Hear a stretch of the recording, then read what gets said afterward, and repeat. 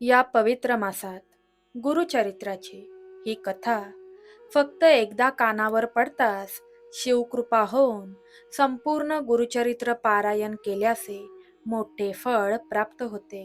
कारण या कथेत संपूर्ण 52 अध्यायांचा उच्चार केलेला आहे. या काळात गुरुचरित्राची ही कथा फक्त एकदा श्रवण केल्याने भगवान शिवा जन्मोजन्मीच्या पापांचा नाश करतात आणि त्यांचे मोठे रक्षा कवच प्राप्त करतात. आणि मग कुणी ठरवूनही तुझे वाईट करू शकत नाही.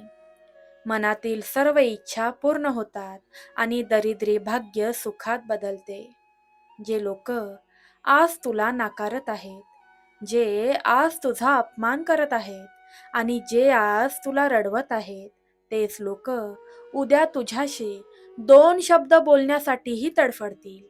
आणि या गोष्टीची साक्षात प्रचिती तुला ही पवित्र कथा नक्की मिळवून देईल. गुरुचरित्राच्या या कथेत इतकी शक्ती आहे की ही कथा आपल्या पाठीची साडेसाती, पनवती, शत्रुभय, रोग, आजार, वाईट शक्ती, नकारात्मक शक्ती मेणबत्तीप्रमाणे वितळून टाकते आणि आपल्या भोवती साक्षात शिवरूपी दत्त महाराजांचे रक्षा कवच प्राप्त होते. या शुभ क्षणाला दत्त महाराजांचा आशीर्वाद प्राप्त करण्यासाठी अवधूत चिंतन श्री गुरुदेव दत्त हर हर महादेव टाईप करा आणि शेवटपर्यंत ही कथा ऐकत राहा. तसेच दत्त महाराजांची मोठी प्रचिती अनुभवण्यासाठी ही कथा 3 भक्तांना शेअर करा. कारण भक्ती वाढवणारे भक्त भगवंताला प्रिय असतात आणि याचे वेगळे मोठे पुण्य प्राप्त होऊन आपलेच कल्याण होते. अनादी अनंत काळापासून वाहणाऱ्या वाऱ्यालाही ज्यांच्या अस्तित्वाची जाणीव आहे, त्या परब्रह्म परमात्म्याची ही अत्यंत रसाळ आणि चैतन्यमयी कथा आहे. सृष्टीच्या कणाकणात भरून राहिलेले ते ईश्वरी तत्व जेव्हा मानवाच्या कल्याणासाठी सगुण रूप धारण करते, तेव्हा ती केवळ एक घटना राहत नाही, तर तो एक आनंद उत्सव असतो. ही कथा सुरू होते एका घनदाट, शांत आणि पवित्र अरण्यातून. नामधारक नावाचा एक अत्यंत विरक्त आणि सद्गुरूंच्या भेटीसाठी व्याकुळ झालेला भक्त रानावनातून भटकत होता. हे गुरुराया, कुठे आहात तुम्ही? या भवसागरातून मला कोण तारणार? असा टाहो फोडत तो चालला होता. त्याच्या डोळ्यातून अश्रूंच्या धारा वाहत होत्या. त्याच वेळी एका वृक्षाखाली साक्षात शांतीचे मूर्तिमंत प्रतीक असलेले सिद्धमुनी ध्यानात बसलेले होते. नामधारकाची ती आर्त हाक ऐकून सिद्धमुनींचे डोळे उघडले. त्यांनी अतिशय वात्सल्याने नामधारकाला जवळ बोलावले. त्याच्या पाठीवरून हात फिरवला आणि त्याच्या अशांत मनावर जणू शीतल चंदनाचा लेप लावत ते म्हणाले, वत्सा, शांत हो. ज्याच्या हृदयात भक्तीचा झरा वाहतो त्याला सद्गुरू कधीच पोरके करत नाहीत. ऐक, मी तुला त्या त्रिमूर्ती रूपाची, त्या करुणाकराची अगाध लीला सांगतो, जिचे नुसते श्रवण केल्यानेही जन्मोजन्मींचे पाप आणि संताप जळून भस्मसात होतात. पण तुला हे शेवटपर्यंत ऐकावे लागेल, नाहीतर पापात जाशील. सिद्धमुनी अत्यंत भावपूर्ण स्वरात सांगू लागले. अत्यंत प्राचीन काळी दंडकारण्याच्या एका नयनरम्य आणि तपोमयी परिसरात महर्षी अत्री आणि त्यांची परम पतिव्रता पत्नी माता अनुसया यांचा आश्रम होता. माता अनुसयेचे पतिव्रत्य आणि तिची तपश्चर्या इतकी प्रबळ होती की तिचे तेज थेट स्वर्गापर्यंत पोहोचले होते. तिच्या या निस्सीम भक्ताची परीक्षा पाहण्यासाठी साक्षात ब्रह्मा, विष्णू आणि महेश भगवान शंकर यांनी पृथ्वीवर येण्याचे ठरवले. हे तिन्ही देव अतिथी आणि संन्याशांचे रूप धारण करून अनुसयेच्या आश्रमात आले आणि त्यांनी भिक्षेची याचना केली. पण त्यांची अट अत्यंत कठीण होती. माते, तू विवस्त्र होऊन आम्हाला वाढावेस, तरच आम्ही हे अन्न ग्रहण करू. एका क्षणासाठी निसर्गही स्तब्ध झाला, पण माता अनुसयेचे मन अत्यंत शांत आणि निर्मळ होते. तिने आपल्या पतीचे, अत्री ऋषींचे स्मरण केले आणि हातातील तीर्थ त्या तिन्ही संन्याशांवर शिंपडले. आणि काय आश्चर्य, ज्यांच्या एका इशाऱ्यावर हे संपूर्ण ब्रह्मांड चालते, ते साक्षात ब्रह्मा, विष्णू आणि महेश त्या तीर्थाच्या स्पर्शाने लहान निरागस बाळ बनले. अनुसयेच्या वात्सल्याने ईश्वरालाही बालक बनवले. तिने त्यांना प्रेमाने स्नान घातले, स्तनपान करवले आणि पाळण्यात निजवले. मातेच्या निर्मळ प्रेमाचा हा सर्वात मोठा विजय होता. पुढे याच तिन्ही देवांच्या अंशातून एकच दिव्य आणि परिपूर्ण अवतार जन्माला आला, ज्याला संपूर्ण जग दत्तात्रेय या नावाने ओळखू लागले. भगवान दत्तात्रेय हे केवळ एक रूप नव्हते, तर ते सृष्टीचे पालन करते भगवान विष्णू, निर्मिती करणारे ब्रह्मा आणि लयेचे अधिष्ठात्री वैराग्यमूर्ती भगवान शिवशंकरांचे साक्षात स्वरूप होते. काळाच्या ओघात याच शिवतत्वाचा एक अत्यंत अद्भुत महिमा या भूतलावर घडला. लंकापती रावणाने भगवान शंकरांना प्रसन्न करण्यासाठी कैलास पर्वतावर घोर तपश्चर्या केली होती. साक्षात भोलेनाथ असलेल्या शंकरांनी त्याच्या भक्तीवर प्रसन्न होऊन त्याला अत्यंत दुर्मिळ असे आत्मलिंग प्रदान केले. पण हे लिंग देताना भगवान शंकरांनी अट घातली होती की हे रावणा, हे आत्मलिंग चुकूनही जमिनीवर ठेवू नकोस. जिथे हे जमिनीला स्पर्श करेल, तिथेच ते कायमचे स्थानापन्न होईल. रावणासारख्या दैत्याच्या हाती हे अपार शक्तीचे लिंग कायमचे राहणे हे सृष्टीसाठी अत्यंत घातक होते.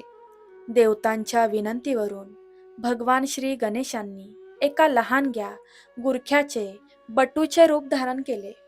रावण जेव्हा संध्याकाळच्या वेळी अनुष्ठानासाठी थांबला, तेव्हा त्याने ते शिवलिंग काही काळासाठी त्या गुरख्याच्या हाती दिले.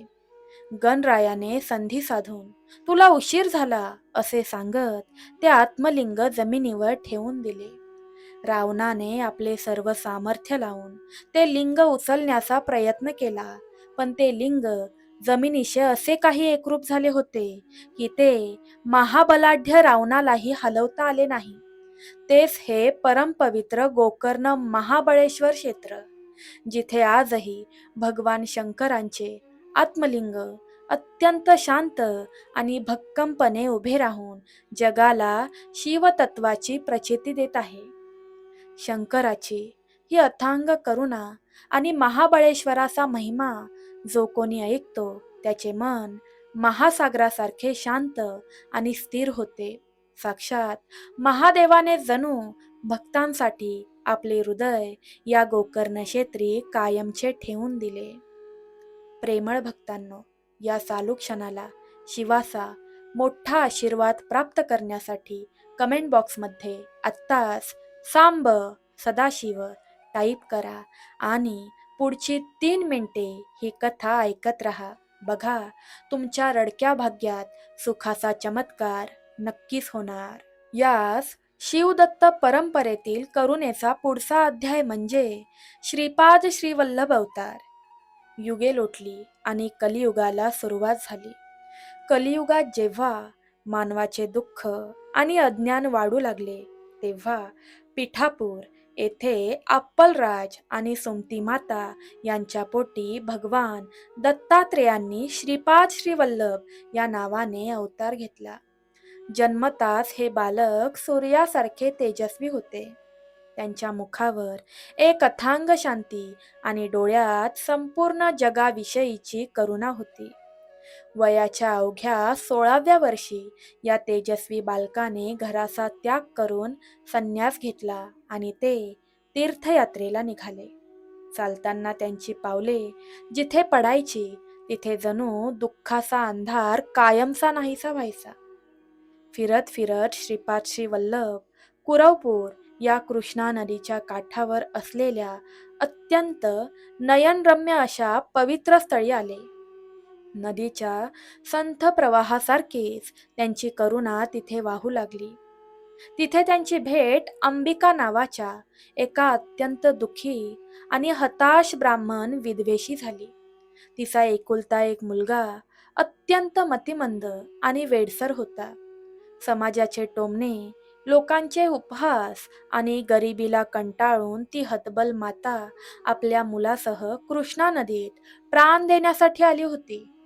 तिचे ते रडणे, तिची ती वेदना श्रीपादांच्या मातृत्वाला पाझर फोडून गेली. ते लगबगीने तिथे पोहोचले आणि अत्यंत प्रेमळ आवाजात म्हणाले, माते थांब, हा नरदेह अत्यंत दुर्लभ आहे. तो असा नष्ट करू नकोस. ईश्वरावर विश्वास ठेव. तो कधीच कुणाला पोरके करत नाही. त्यांनी त्या मतिमंद मुलाला जवळ बोलावले आणि त्यांच्या मस्तकावर आपला वरदहस्त ठेवला आणि क्षणात जणू एखाद्या कोरड्या आणि ओसाड जमिनीवर अमृतवृष्टी व्हावी तसा तो मुलगा अत्यंत ज्ञानी आणि तेजस्वी बनला. त्याच्या मुखातून वेदशास्त्रे प्रवाहित होऊ लागली. अंबिकेच्या डोळ्यातील निराशेचे अश्रू आता आनंदाच्या प्रवाहात बदलले होते. ती श्रीपादांच्या चरणांवर कोसळली आणि हुंदके देऊन रडू लागली. तेव्हा श्रीपादांनी तिला अत्यंत शांत आणि आश्वासक स्वरात आशीर्वाद दिला. माते, या जन्मी तुझे दुःख संपले आहे. तू आता उर्वरित आयुष्य भगवान शंकराची निस्सीम आराधना करण्यात घालव. पुढच्या जन्मी मी स्वतः तुझ्या पोटी जन्म घेईन, हा माझा शब्द आहे. कुरवपूरच्या त्या शांत आणि पवित्र तीरावर दिलेला हा शब्द केवळ एका मातेला दिलेले आश्वासन नव्हते, तर ते संपूर्ण जगाच्या कल्याणासाठी टाकलेले एक बीज होते. भक्ती आणि प्रेमाचा हा अलौकिक सुगंध त्या परिसरातील प्रत्येक पाना फुलात दरवळत होता, जो आजही तिथे जाणाऱ्या प्रत्येक भक्ताच्या मनाला एक अतर्क्य आणि विलक्षण शांती प्रदान करतो. अज्ञानाचा अंधार दूर करणारी आणि जीवाला शिवाशी जोडणारी ही दिव्य लीला अशीच अव्याहतपणे सुरू होती आणि एका नव्या पर्वाची, एका नव्या अवताराची चाहूल काळाच्या उदरात हळूहळू रुजत होती. काळाची पावले पुढे सरकत होती. कुरवपूरच्या शांत तीरावर श्रीपाद श्री वल्लभांनी अंबिकेला दिलेला शब्द आता फळाला येण्याची वेळ आली होती. ईश्वराचा शब्द कधीच वाया जात नाही. तो योग्य वेळी, योग्य ठिकाणी नक्कीच प्रकट होतो. अंबिकेचा पुढचा जन्म वाशिम जिल्ह्यातील कारंजा करंजपूर येथे झाला. तिचे नाव अंबा भवानी ठेवण्यात आले. मोठेपणी तिचा विवाह माधव नावाच्या एका अत्यंत सात्विक, वेदसंपन्न आणि शिवभक्त ब्राह्मणाशी झाला. माधव आणि आंबा हे दोघेही नित्यनेमाने भगवान शंकरांची आणि दत्तगुरूंची अत्यंत निस्सीम उपासना करत असत. त्यांच्या घरी साक्षात परब्रह्मच जन्माला येणार याची चाहूल निसर्गालाही लागली होती. श्रावणातील एखादी पहाट जशी आल्हाददायक आणि पवित्र असते, तसाच तो सुदीन उजाडला. अंबा मातेच्या पोटी एका अत्यंत देखण्या, शांत आणि तेजस्वी पुत्राचा जन्म झाला. बाळाचे तेज इतके अलौकिक होते की साक्षात सूर्यदेवही क्षणभर थपकून त्याच्याकडे पाहत असावेत. या दिव्य बाळाचे नाव ठेवण्यात आले नरहरी. पण जसजसा काळ पुढे सरकू लागला, तसतशी एक विलक्षण गोष्ट घडू लागली. बाळ नरहरी जसा जसा मोठा होत होता, तसतशी माता पित्यांची चिंता वाढत होती. कारण बाळ काहीच बोलत नसे. त्याच्या कोमल मुखातून फक्त एकच ध्वनी अव्याहतपणे बाहेर पडायचा, ओम ओम ओम. हा साक्षात परब्रह्माचा, शिवतत्वाचा आणि संपूर्ण ब्रह्मांडाचा मूळ नाद आहे. पण संसारिक माता पित्यांना हे कसे समजणार? त्यांना वाटलं की आपला मुलगा मुका तर नाही ना. समाजातील लोकही नाना प्रकारच्या चर्चा करू लागल्या. 7 वर्षे उलटली. अखेर धर्मशास्त्रानुसार नरहरीची मुंज म्हणजेच उपनयन संस्कार करण्याची वेळ आली. मुंजीच्या मंडपात सर्व विद्वानांची मांदियाळी जमली होती. गायत्री मंत्राचा उपदेश करण्यासाठी जेव्हा पित्याने नरहरीला जवळ घेतले, तेव्हा मंडपात एक अद्भुत आणि अंगावर काटा आणणारा चमत्कार घडला. तो नरहरी आजवर केवळ ओम म्हणत होता. त्याच्या मुखातून साक्षात 4ही वेद, उपनिषदे, रुद्राध्याय आणि शास्त्रे अस्खलितपणे बाहेर पडू लागली. तो ज्ञानगंगेचा प्रवाह इतका अथांग आणि शुद्ध होता की तिथे उपस्थित असलेले सर्व पंडित आणि विद्वान त्या 7 वर्षांच्या बालकासमोर नतमस्तक झाले. पण माता आंबेच्या नशिबात वेगळीच परीक्षा लिहिली होती. नरहरीने आईच्या पदराला धरले आणि तो अत्यंत शांत पण दृढ आवाजात म्हणाला, माते, माझा जन्म या संसारिक मोहासाठी नाही, तर जगाच्या कल्याणासाठी आणि धर्माच्या रक्षणासाठी झाला आहे. मला आता संन्यास घेण्याची आज्ञा दे. हे ऐकताच अंबा मातेच्या पायाखालची जमीनच सरकली. आपला एकुलता एक, नुकताच बोलू लागलेला वेदमूर्ती पुत्र आपल्याला कायमचा सोडून जाणार या कल्पनेने तिने हंबरडा फोडला. ती त्याच्या पायावर कोसळली आणि अश्रू ढाळत म्हणाली, बाळा, असा कोणता अपराध झाला माझा? मला सोडून जाऊ नको. तेव्हा नरहरीने अत्यंत करुणेने आईच्या डोक्यावर हात ठेवला. तिची दृष्टी क्षणभर बदलली आणि तिला त्या 7 वर्षांच्या बालकाच्या जागी साक्षात श्रीपाद श्रीवल्लभांचे दिव्य रूप दिसू लागले. पूर्वजन्मीची ती अंबिकेची आठवण जागी झाली. नरहरी म्हणाला, माते, मी तुला दिलेला शब्द पाळला आहे. आता तू रडू नको. माझ्या आशीर्वादाने तुला पुढे अत्यंत तेजस्वी पुत्र, कन्या लाभतील. आईला परमतत्वाची ओळख करून देऊन एका विरक्त संन्याशांसारखा तो बालयोगी घराबाहेर पडला. मागे वळून न पाहता त्याने थेट उत्तरेची वाट धरली. चालत चालत ते बालयोगी थेट भगवान विश्वनाथांच्या नगरीत म्हणजेच काशी, वाराणसी क्षेत्री आले. काशीचे वातावरण म्हणजे साक्षात कैलासाचीच अनुभूती. चहूकडे हर हर महादेवाचा गजर सुरू होता.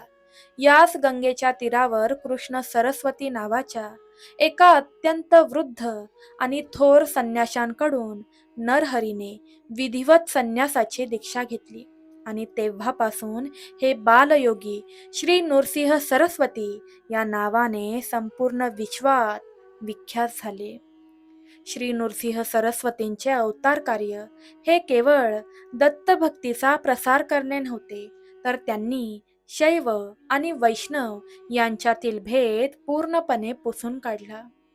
संपूर्ण भारतभर भ्रमण करत, अज्ञानाचा अंधार दूर करत श्री नृसिंह सरस्वती स्वामी महाराज पुन्हा दक्षिणेकडे आले. कृष्णा नदीच्या तीरावर असलेल्या भीलवडी जवळच्या औदुंबर या अत्यंत निसर्गरम्य आणि शांत परिसरात त्यांनी आपले वास्तव्य निश्चित केले. औदुंबराचा तो परिसर म्हणजे साक्षात तपोभूमीच होती. याच काळात एक अत्यंत अंगावर काटा आणणारी पण ईश्वरी कृपेची प्रचिती देणारी घटना घडली. प्रेमळ भक्तांनो, शेवटपर्यंत ऐकत रहा. बघा, साक्षात दत्तगुरूंचे दर्शन होईल. वल्लभेश नावाचा एक अत्यंत निष्ठावान शिवभक्त आणि श्री गुरूंचा परमभक्त ब्राह्मण होता. तो व्यापाराच्या निमित्ताने काही पैसे घेऊन निघाला होता. वाटेत दृष्ट चोरांनी त्याच्यावर शस्त्रांचे वार केले, त्याची हत्या केली आणि त्याचे शीर धडावेगळे केले. वल्लभेशाचा रक्तात भिजलेला देह मातीत पडला होता, पण त्याचे मन शेवटच्या क्षणापर्यंत श्री गुरु ओम नमः शिवाय असाच धावा करत होते. भक्तीची ही आर्त हाक औदुंबरात ध्यानाला बसलेल्या नृसिंह सरस्वतींच्या हृदयापर्यंत पोहोचली. अवघ्या काही क्षणात साक्षात श्री गुरु तिथे प्रकट झाले. त्यांनी चोरांना शिक्षा दिली आणि अत्यंत करुणेने वल्लभेशाच्या छिन्न विछिन्न देहावर स्वतःच्या अंगाला लावलेले पवित्र भस्म लावले. आणि काय आश्चर्य, साक्षात मृत्यूलाही परत पाठवणारी ती संजीवनी विद्या होती. वल्लभेशाचे शिर पुन्हा धडाला जोडले गेले.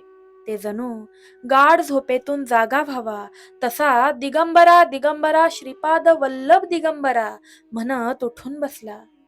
मृत्युंजय शिवाचे तत्व आणि दत्तगुरूंची करुणा कशी एकच आहे याचा हा सर्वात मोठा पुरावा होता. औदुंबर क्षेत्राला आपल्या तपश्चर्येने पावन केल्यानंतर श्री गुरु पुढे निघाले आणि अमरपूर म्हणजे सध्याचे श्री क्षेत्र नृसिंहवाडी, नरसोबाची वाडी या महापुण्यवान स्थळी त्यांनी आपले पाऊल ठेवले. तिथे एका अत्यंत गरीब ब्राह्मणाच्या घरात अन्नाचा दानाही नव्हता. त्यांच्याकडे फक्त एका जन्मापासून वांज असलेली म्हैस होती. श्री गुरूंनी भिक्षेसाठी त्या ब्राह्मणाच्या अंगणात पाऊल ठेवले आणि त्याच्या पत्नीला त्या वांज म्हशीचे दूध काढायला सांगितले. जिने कधीच पाना सोडला नव्हता त्या म्हशीच्या सडातून श्री गुरूंच्या केवळ एका शब्दावर दुधाच्या अखंड धारा वाहू लागल्या. ब्राह्मणाचे रित्या संसाराचे भांडे श्री गुरूंच्या कृपेने कायमचे समृद्धीने भरून गेले. सद्गुरूंच्या एका दृष्टिक्षेपाने जीवनातील कोरडेपण कसे दूर होते हे जगाने पाहिले. हा आशीर्वाद तुम्हालाही प्राप्त करायचा असेल तर कमेंट बॉक्समध्ये टाईप करा, हे श्री गुरु माझ्या जीवनातील कोरडेपणा दूर करा. यास नृसिंहवाडी जवळच्या कुमासी गावात त्रिविक्रम भारती नावाचा एक अत्यंत विद्वान पण अहंकारी संन्यासी राहत होता. तो भगवान शंकरांचा निस्सीम भक्त होता, पण त्याला आपल्या ज्ञानाचा प्रचंड गर्व होता. तो श्री गुरूंना उपहासाने एक सामान्य संन्यासी मानत असे. स्वतः श्री नृसिंह सरस्वती त्रिविक्रम भारतींची भेट घेण्यासाठी गेले. तिकडे त्रिविक्रम डोळे मिटून भगवान शंकरांच्या ध्यानात मानस पूजेत बसले होते. पण अचानक त्यांच्या ध्यानातील महादेवांचे रूप अदृश्य झाले. ते घाबरून डोळे उघडून पाहतात तर काय, समोरून श्री नृसिंह सरस्वतींची पालखी येत होती. पण पालखीत त्यांना श्री नृसिंह सरस्वती दिसलेच नाहीत. त्या जागी साक्षात वाघाचे कातडे नेसलेले, सर्वांगाला भस्म लावलेले आणि हातात त्रिशूल धारण केलेले साक्षात भगवान शिवशंकर त्यांना हसत हसत येताना दिसले. त्रिविक्रम भारतींच्या डोक्यावरील अज्ञानाचा अंधार एका क्षणात दूर झाला. शिव तेच गुरु आणि गुरु तेच शिव हा अद्वैताचा सिद्धांत त्यांना उमगला.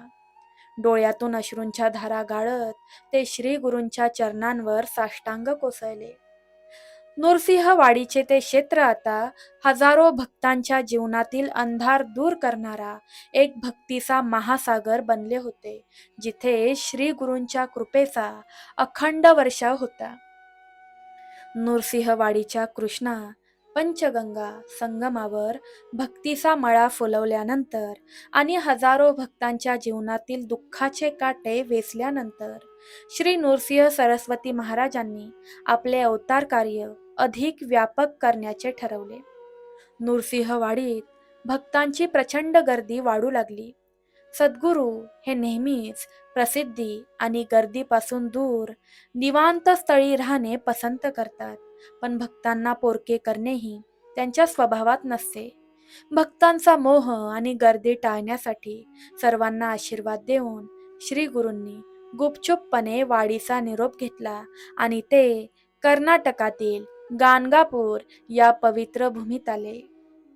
गाणगापूर, जिथे भीमा आणि अमरजा या दोन महापुण्यवान नद्यांचा अत्यंत नयनरम्य संगम होतो. या संगमाची माती इतकी पावन आहे की तिथे पाय ठेवताच मनुष्याच्या मनातील सर्व संताप, विकार आणि चिंता एखाद्या सुकलेल्या पानासारख्या गळून पडतात. श्रावणाच्या या पवित्र मासात जशी महादेवाची पिंडी बेलाच्या पानांनी आणि पाण्याच्या अखंड धारेने सजते, तसेच गाणगापूर हे गाव श्री गुरूंच्या अस्तित्वाने आणि भक्तीच्या अखंड प्रवाहाने सजून गेले होते. गाणगापूरला आल्यावर श्री गुरूंनी भक्तांना शिवभक्ती आणि पतिव्रत्य धर्माचा एक अत्यंत हृदयस्पर्शी धडा दिला.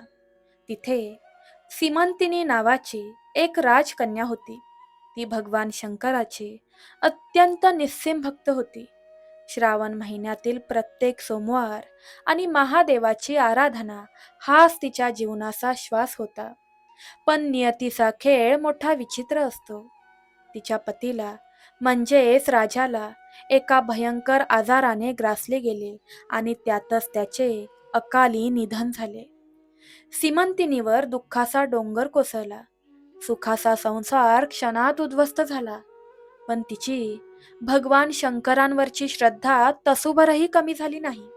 तिने महादेवालाच आपला आधार मानलं.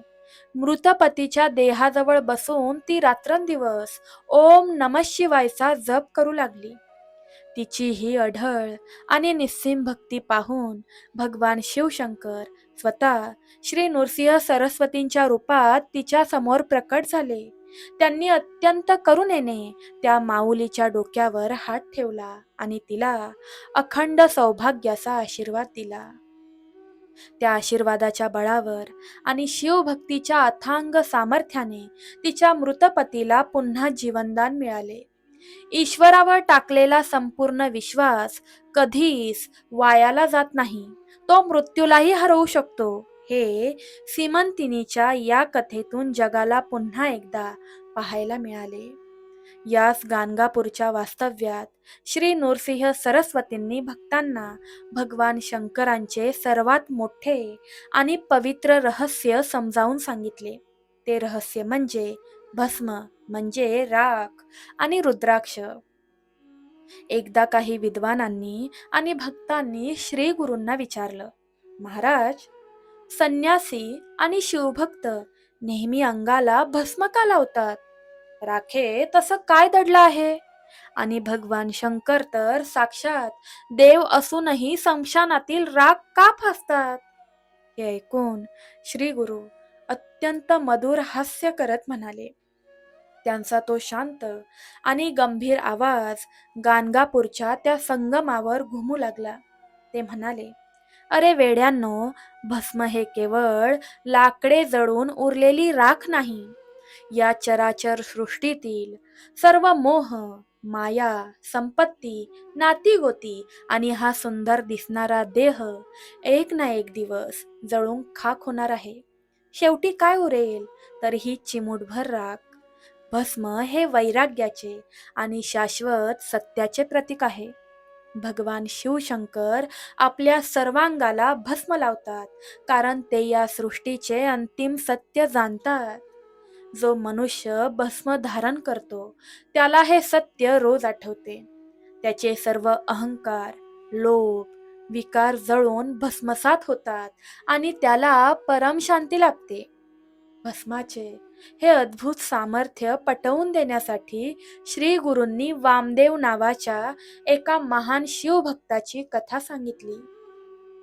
वामदेव ऋषी हे रात्रंदिवस ओम नमः शिवायचा जप करत असत आणि त्यांच्या सर्वांगाला महादेवाची पवित्र विभूती भस्म लावलेली असे. एकदा ते एका घनदाट अरण्यातून चालले होते. त्या अरण्यात एक अत्यंत क्रूर आणि भयंकर ब्रह्मराक्षस राहत होता. तो राक्षस माणसांचे मांस खात असे. वामन देवांना पाहताच तो राक्षस भयंकर गर्जना करत त्यांना खाण्यासाठी धावून आला. वामदेव थोडेही घाबरले नाहीत. ते डोळे मिटून अत्यंत शांतपणे उभे राहिले. त्या राक्षसाने जशी वामदेवांवर झडप घातली आणि त्याचे हात वामदेवांच्या अंगाला लागले, तसा एक महाभयंकर चमत्कार घडला. वामदेवांच्या अंगावर असलेल्या पवित्र भस्माचा स्पर्श त्या राक्षसाला झाला आणि त्या एका स्पर्शाने त्या राक्षसाच्या शरीरातील सर्व पापे, क्रूरता आणि त्याचे ते भयंकर रूप एका क्षणात जळून खाक झाले. भस्माच्या त्या पवित्र स्पर्शाने त्याच्या आत्म्यावरील अज्ञानाचा पडदा दूर झाला आणि त्याला त्याच्या पूर्वजन्मीचे स्मरण झाले. तो भयंकर राक्षस एका क्षणात अत्यंत शांत होऊन वामन देवांच्या पायांवर कोसळला आणि म्हणाला, हे महात्म्या, तुमच्या अंगावरील या शिवभस्माने मला या भयंकर योनीतून मुक्ती दिली. मी धन्य झालो. केवळ भस्माचा एक कण जर राक्षसाला मुक्ती देऊ शकतो, तर जो नित्यनेमाने भस्म धारण करून महादेवाची भक्ती करतो, त्याला साक्षात परमेश्वर का नाही पावणार? हा विचार ऐकताना तिथे उपस्थित असलेल्या सर्व भक्तांच्या अंगावर रोमांच उभे राहिले. त्यानंतर श्री गुरूंनी रुद्राक्षाचा महिमा सांगितला. ते म्हणाले, रुद्र म्हणजेच शिव आणि अक्ष म्हणजेच डोळे. जेव्हा भगवान शंकरांनी या जगातील दुःख आणि मानवाच्या वेदना पाहिल्या, तेव्हा त्यांच्या अत्यंत दयाळू हृदयातून, त्यांच्या डोळ्यातून करुणेचे अश्रू सांडले. ते अश्रू जिथे जमिनीवर पडले, तिथे रुद्राक्षाचे वृक्ष उगवले. रुद्राक्ष हे महादेवाच्या प्रेमाचे, करुणेचे साक्षात रूप आहे. जो अत्यंत श्रद्धेने आपल्या गळ्यात रुद्राक्ष धारण करतो, त्याला कोणत्याही संकटाची, आजाराची, मृत्यूची भीती उरत नाही. त्याचे मन या भीमा अमरजा नदीसारखे शांत आणि खळखळते राहते. रुद्राक्ष धारण करणारा साक्षात शिवाचा अंश बनतो. गाणगापूरच्या त्या पवित्र वातावरणात श्रीगुरूंच्या मुखातून शिवतत्वाचे हे अगाध ज्ञान ऐकून प्रत्येक भक्ताचा ऊर भरून आला होता. सर्वांच्या मुखातून ओम नमः शिवाय, दिगंबरा दिगंबरा श्रीपाद वल्लभ दिगंबरा असा गजर आपोआप सुरू झाला. तो नाद हवेत मिसळून संपूर्ण गाणगापूर नगरीला एका अदृश्य आणि पवित्र ऊर्जेने भारून टाकत होता, ज्याच्या नुसत्या श्रवणाने मन एखाद्या संत सरोवरासारखे शांत होते. अशी ही सद्गुरूंची आणि महादेवाची अथांग करुणा गाणगापुरात अव्याहतपणे बरसत होती आणि भक्तांच्या जीवनातील दुःखाचे मळब दूर करत होती. प्रेमळ भक्तांनो, या कथेने तुमच्या मनावर थोडा जरी प्रभाव टाकला असेल तर होय टाईप करा. गाणगापूरच्या त्या चैतन्यमयी भूमीत भस्म आणि रुद्राक्षाचा महिमा सांगून श्री गुरूंनी भक्तांच्या मनातील अज्ञानाचे जाळे कायमचे जाळून टाकले. भीमा आणि अमरजा नदीच्या संगमावर जणू रोजच भक्तीचा आणि शांतीचा श्रावण फुलत होता. त्या पवित्र वातावरणात श्री नृसिंह सरस्वती स्वामी महाराजांचे वास्तव्य म्हणजेच भक्तांसाठी साक्षात कैलास पर्वताचीच अनुभूती होती. इथे कोणीही रडत यायचे आणि हसत समाधानाने भरल्या अंतकरणाने परत जायचे. याच गाणगापुरात श्री गुरूंनी अन्नदानाचे आणि श्रद्धेचे असे अद्भुत चमत्कार दाखवले, ज्याने साऱ्या जगाला प्रेमाचा एक नवा अर्थ समजावून सांगितला. अन्न हे पूर्ण ब्रह्म आहे हे आपण नेहमी ऐकतो, पण या शब्दांची जिवंत प्रचिती एका विलक्षण घटनेतून मिळाली. भास्कर नावाचा एक अत्यंत सात्विक, निष्ठावान पण परिस्थितीने अतिशय गरीब असा ब्राह्मण गाणगापुरात आला होता. तो श्री गुरूंचा परमभक्त होता. एकादशीच्या दिवशी तो आपल्या कुटुंबासाठी फक्त 3 शेर म्हणजे अंदाजे 3 ते 4 किलो शिधा अन्नधान्य घेऊन घरी आला होता. दुसऱ्या दिवशी द्वादशीला तेवढ्याच अन्नातून स्वयंपाक करून श्री गुरूंना नैवेद्य दाखवायचा आणि उरलेले अन्न कुटुंबाने खायचे असा त्याचा साधा विचार होता. त्याने अत्यंत श्रद्धेने आणि प्रेमाने त्या 3 शेर धान्यातून स्वयंपाक बनवला. जेव्हा तो नैवेद्य घेऊन श्री गुरूंकडे आला, तेव्हा श्री गुरूंनी अत्यंत वात्सल्याने आणि गूढ हसून त्याच्याकडे पाहिले. ते म्हणाले, भास्करा, आज इथे खूप मोठा उत्सव आहे. दुरून हजारो भक्त आले आहेत. तू आज तुझ्या या अन्नातून मठात आलेल्या सर्व भक्तांना आणि गावकऱ्यांना पोटभर भोजन दे. हे ऐकून भास्कर क्षणभर सुन्न झाला. त्याच्या पायाखालची जमीनच सरकली. 3 शेर धान्यात जेमतेम 4 ते 5 माणसांचे पोट भरेल. इथे तर 4 ते 5 हजारांपेक्षा अधिक लोकांची गर्दी आहे. एवढ्या लोकांना हे अन्न कसे पुरणार?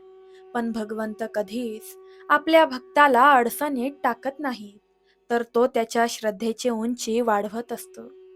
श्री गुरूंनी त्याला जवळ बोलावलं आणि अत्यंत आश्वासक स्वरात सांगितलं, भास्करा, अजिबात काळजी करू नको. जा, अन्नाच्या त्या भांड्यावर माझे हे वस्त्र झाकून ठेव आणि माता अन्नपूर्णा तसेच भगवान विश्वनाथांचे स्मरण करून वाढायला सुरुवात तर कर. लक्षात ठेव, हे वस्त्र अजिबात काढायचे नाही, फक्त आत हात घालून अन्न वाढत राहायचे. भास्कराने डोळे मिटून भगवान शिवाचे आणि श्री गुरूंचे स्मरण केले. हजारो लोक पानांवर बसले होते. भास्कराने भांड्यात हात घातला आणि तो वाढू लागला. आणि काय तो अद्भुत चमत्कार! त्या भांड्यातून अन्न संपतच नव्हते. जणू साक्षात माता अन्नपूर्णा तिथे अदृश्य रूपात उभी राहून ते अन्न वाढत होते. 1,000, 2,000 असं करत तब्बल 4,000 लोकांनी अत्यंत तृप्त होऊन ढेकर देईपर्यंत गोडधोड भोजन केले. तरीही भांड्यातील अन्न जसेच्या तसे भरलेले होते. हा केवळ अन्नाचा चमत्कार नव्हता, तर हा श्रद्धेचा चमत्कार होता. अन्नाचा एक दानाही जर श्रद्धेने दिला तर भगवंत त्याचे 1000 दाने करून जगाचे पोट भरतो, हे श्री गुरूंनी जगाला दाखवून दिलं. यास गाणगापुरात माणसाच्या बुद्धीला अचंबित करणारी आणि केवळ निस्सीम श्रद्धेची ताकद दाखवणारी दुसरी एक अत्यंत हृदयस्पर्शी घटना घडली. नरहरी नावाचा एक ब्राह्मण भयंकर कुष्ठरोगाने ग्रस्त होता. त्याच्या अंगातून रक्त आणि पू वाहत असे, ज्यामुळे समाजातील लोक त्याला दूर लोटत होते. आजाराने आणि अपमानाने खसलेला नरहरी जीव देण्याच्या उद्देशाने गाणगापुरात आला. तो रडत रडत श्री गुरूंच्या चरणांवर पडला आणि म्हणाला, गुरु माऊली, आता हे मरणप्राय दुःख सहन होत नाही. मला यातून मुक्त करा किंवा मरण द्या. श्री गुरूंनी अत्यंत शांतपणे त्याच्याकडे पाहिले. त्यांनी त्याला एक सुकलेले आणि पूर्णपणे निर्जीव झालेले लाकूड दिले आणि सांगितले, नरहरी, जा आणि संगमावर हे लाकूड जमिनीत रोव. जोपर्यंत या सुक्या लाकडाला हिरवीगार पाने फुटत नाहीत, तोपर्यंत रोज याला पाणी घालत राहा. तुझा आजार बरा होईल. नरहरीने ते सुकलेले लाकूड संगमावर रोवले आणि तो रोज त्याला पाणी घालू लागला. येणारे जाणारे लोक त्याला वेडा म्हणत हसू लागले. अरे मूर्खा, एकदा सुकलेल्या लाकडाला कधी पालवी फुटते का? असे टोमणे मारू लागले. पण नरहरीची श्रद्धा हिमालयासारखी अढळ होती. जर भगवान शंकराच्या केवळ एका दृष्टिक्षेपाने भस्म झालेल्या कामदेवाला पुन्हा जीवन मिळू शकते, तर माझ्या गुरूंच्या शब्दाने या निर्जीव लाकडाला पाने का नाही फुटणार? हा त्याचा विश्वास होता. आणि एक दिवस तो अद्भुत चमत्कार घडला. त्या पूर्णपणे वाळलेल्या आणि निर्जीव लाकडाला खरोखरच हिरवीगार टवटवीत पाने फुटली. ज्या क्षणी त्या लाकडाला पालवी फुटली, त्याच क्षणी नरहरीच्या अंगावरील कुष्ठरोग कायमचा नाहीसा झाला. त्याचे शरीर सुवर्णासारखे तेजस्वी, निरोगी बनले. श्रद्धा माणसाला मृत्यूच्या दारातूनही कशी परत आणते, याचा हा एक जिवंत पुरावा होता. मठात या सर्व अगाध लीला सुरू असताना सायनदेव नावाचा एक अत्यंत निष्ठावान ब्राह्मण श्री गुरूंच्या चरणांशी येऊन बसला. त्याने हात जोडून विनंती केली, हे गुरु माऊली, मला भगवान शंकरांचा आणि त्यांच्या पवित्र तीर्थक्षेत्रांचा महिमा ऐकण्याची तीव्र इच्छा आहे. कृपया माझ्या मनाला शांतता मिळेल असं काहीतरी सांगा. सायन देवाची ती आर्त विनंती ऐकून श्री गुरु प्रसन्न झाले आणि त्यांनी काशी खंडाचा अत्यंत रसाळ महिमा सांगायला सुरुवात केली. श्री गुरु म्हणाले, सायन देवा, भगवान शंकरांना या संपूर्ण ब्रह्मांडात सर्वात प्रिय काय असेल, तर ती त्यांची काशी, वाराणसी नगरी. काशी हे केवळ एक शहर नाही, तर ती भगवान महादेवाची आनंद राजधानी आहे. जेव्हा प्रलय काळ येतो आणि संपूर्ण सृष्टी पाण्याखाली जाते, तेव्हा ही काशी बुडतही नाही, कारण साक्षात भगवान शिवशंकरांनी ती नगरी आपल्या त्रिशूळाच्या टोकावर उचलून धरलेली असते. काशीमध्ये वाहणारी गंगा ही केवळ एक नदी नाही, तर ती महादेवाच्या जटांमधून वाहणारी साक्षात करुणा आहे. तिथे असलेल्या काशी विश्वेश्वराच्या पिंडीचे दर्शन घेतल्याने माणसाच्या जन्मोजन्मींच्या पापांची राख रांगोळी होते. जो मनुष्य मरण समयी काशीत असतो, त्याच्या कानात स्वतः भगवान शंकर तारक मंत्र राम नाम सांगतात आणि त्याला मोक्ष प्रदान करतात. काशीचे हे अद्भुत वर्णन ऐकताना सायनदेव आणि तिथे उपस्थित असलेले सर्व भक्त अक्षरशः मंत्रमुग्ध झाले होते. गाणगापूरच्या त्या मठात बसूनही त्यांना साक्षात काशी विश्वेश्वराच्या दरबारात बसल्याची आणि गंगेच्या शीतल वाऱ्याची अनुभूती येत होती. महादेव आणि गुरुतत्व हे वेगळे नाहीच. श्री गुरु अत्यंत गंभीर आणि शांत स्वरात म्हणाले, जो अत्यंत श्रद्धेने आणि शुद्ध अंतकरणाने सद्गुरूंची सेवा करतो, त्याचे घरच काशी बनते आणि त्याच्या हृदयातील देव्हाऱ्यात साक्षात काशी विश्वेश्वर कायमचा वास करतो. भक्तीच्या या अथांग शीतल प्रवाहात सर्वजण नाहून निघाले होते. हर हर महादेव, काशी विश्वनाथ गंगे आणि दिगंबरा दिगंबरा श्रीपाद वल्लभ दिगंबरा या अखंड गजराने गाणगापूरचे ते पवित्र आकाश दुमदुमून गेले होते. प्रत्येक जीवाच्या मनातील दुःखाची धग शांत झाली होती आणि तिथे केवळ एकच प्रकाश उरला होता, तो म्हणजे ईश्वरी प्रेमाचा आणि शाश्वत समाधानाचा. आणि याच प्रकाशात अवतार कार्याच्या एका भव्य आणि भावपूर्ण सांगतेची तयारी आता नियती करत होती. गाणगापूर आता केवळ एक गाव राहिले नव्हते, तर ते साक्षात पृथ्वीवरचे कैलास बनले होते. ज्याप्रमाणे कैलास पर्वतावर भगवान शंकरांच्या दरबारात देव, यक्ष, गांधर्व, अगदी भूत पिशाचही अत्यंत प्रेमाने आणि समानतेने एकत्र राहतात, तसेच गाणगापुरात श्री नृसिंह सरस्वती स्वामी महाराजांच्या दरबारात श्रीमंत, गरीब, विद्वान, अडाणी, उच्च, नीच असा कोणताही भेद उरला नव्हता. श्रावणाच्या आल्हाददायक पावसात जसा निसर्ग नाहून निघतो आणि सर्वत्र हिरवळ पसरते, तशीच श्री गुरूंच्या कृपादृष्टीने भक्तांच्या आयुष्यातील दुःखाची जळमटे धुवून निघत होती आणि तिथे आशेची नवी पालवी फुटत होती. श्री गुरूंच्या या अगाध सामर्थ्याची कीर्ती ऐकून अनेक लोक गाणगापुरात येत होते. पण जिथे प्रकाश असतो, तिथे अंधारही डोकावण्याचा प्रयत्न करतोच. एकदा दोन अत्यंत गर्विष्ठ आणि अहंकारी ब्राह्मण गाणगापुरात आले. त्यांना आपल्या वेदज्ञानाचा प्रचंड गर्व होता. त्यांनी श्री गुरूंना आव्हान दिलं, आम्ही चारी वेदांचे जाणकार आहोत. तुमच्यात किंवा तुमच्या शिष्यात हिम्मत असेल तर आमच्याशी वेदांवर चर्चा करा. ज्ञानाचा अहंकार हा ईश्वराच्या मार्गातील सर्वात मोठा अडथळा असतो, हे श्री गुरु जाणून होते. भगवान शंकर जसे अत्यंत भोळे आहेत, तसे ते अहंकारी लोकांचा गर्वहरण करणारे नटराज सुद्धा आहेत. श्री गुरूंनी अत्यंत शांतपणे एका अडाणी आणि गरीब शूद्राला, ज्याला साधे मुळाक्षरही येत नव्हते, त्याला जवळ बोलावले. त्यांनी आपल्या हातातील पवित्र भस्म घेतले आणि त्या अडाणी माणसाच्या अंगावर भस्माचे 3 पट्टे ओढले. त्यानंतर श्री गुरूंनी आपला वरदहस्त त्याच्या मस्तकावर ठेवला आणि काय आश्चर्य, ज्याच्या मुखातून कधी साधे स्पष्ट शब्दही बाहेर पडले नव्हते, तो मनुष्य डोळे मिटून साक्षात बृहस्पतीसारखा अत्यंत स्पष्ट आणि सुरेल आवाजात रुद्रसूक्त आणि चारही वेदांचे मंत्र अस्खलितपणे म्हणू लागला. तो ज्ञानाचा धबधबा पाहून त्या दोन्ही गर्विष्ठ ब्राह्मणांची वाचाच बसली. त्यांचा अहंकार एका क्षणात गळून पडला आणि ते श्री गुरूंच्या व त्या शूद्राच्याही पायावर साष्टांग कोसळले.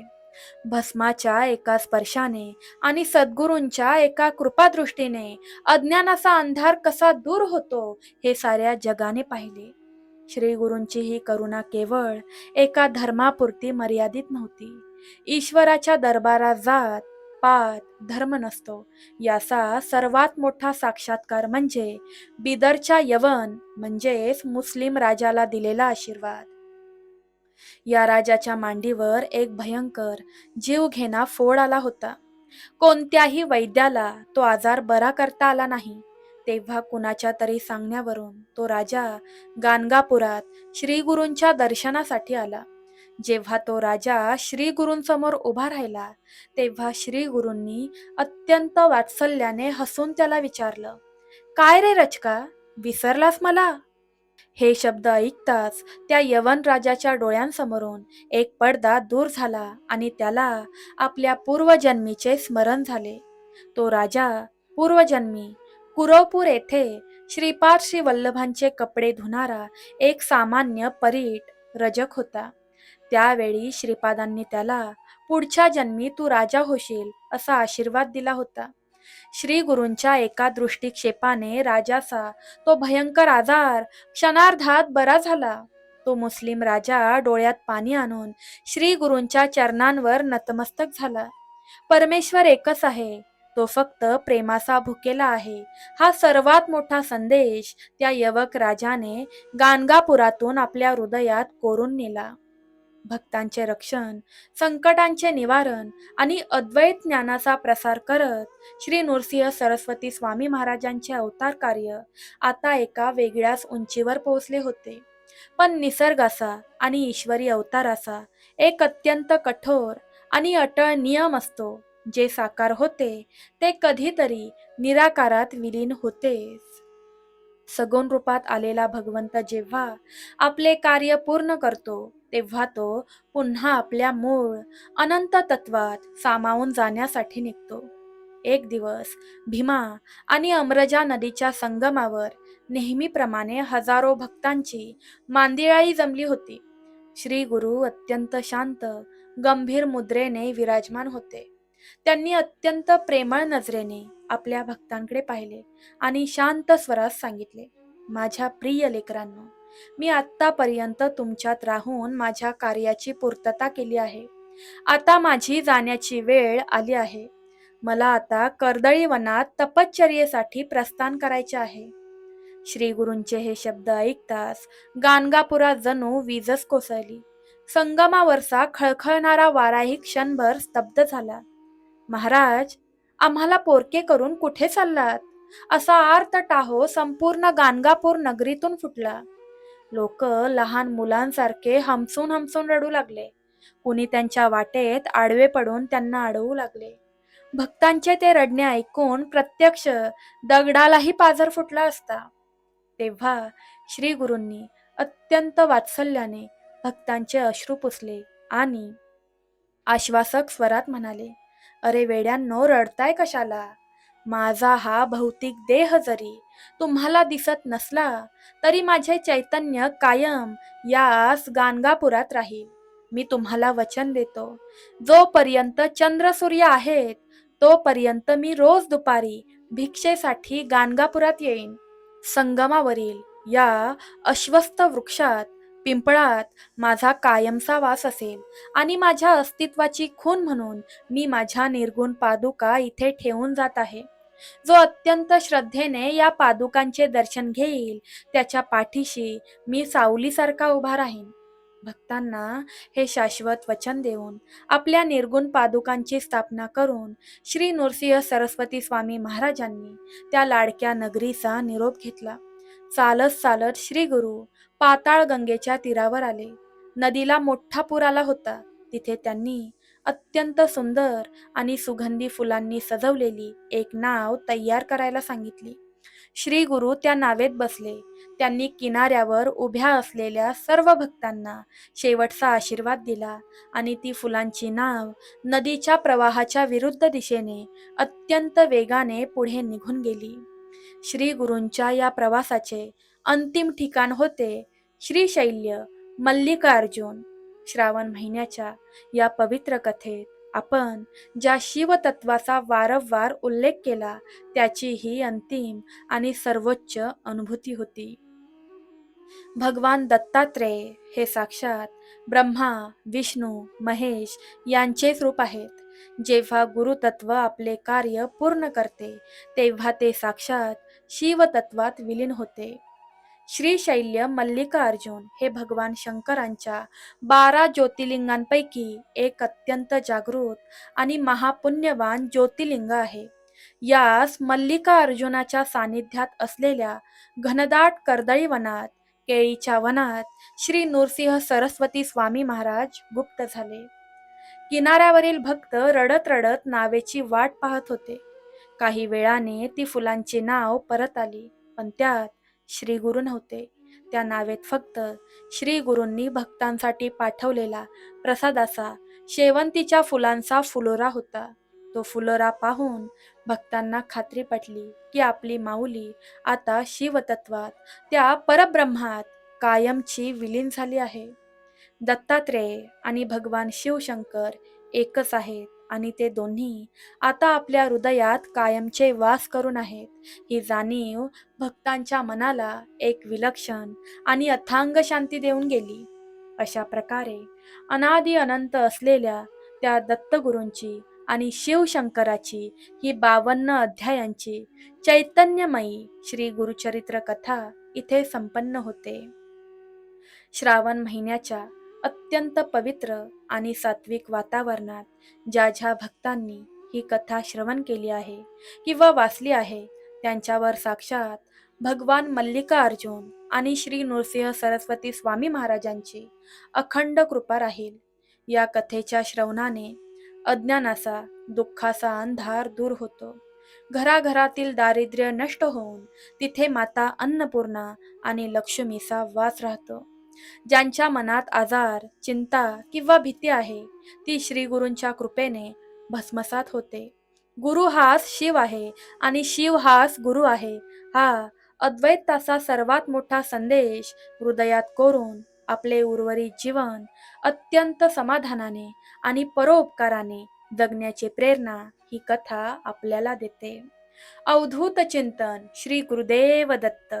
सांब सदाशिव दिगंबरा दिगंबरा श्रीपाद वल्लभ दिगंबरा. भगवान भोलेनाथांच्या हृदयात वसणाऱ्या माता पार्वतीला प्रणाम असो.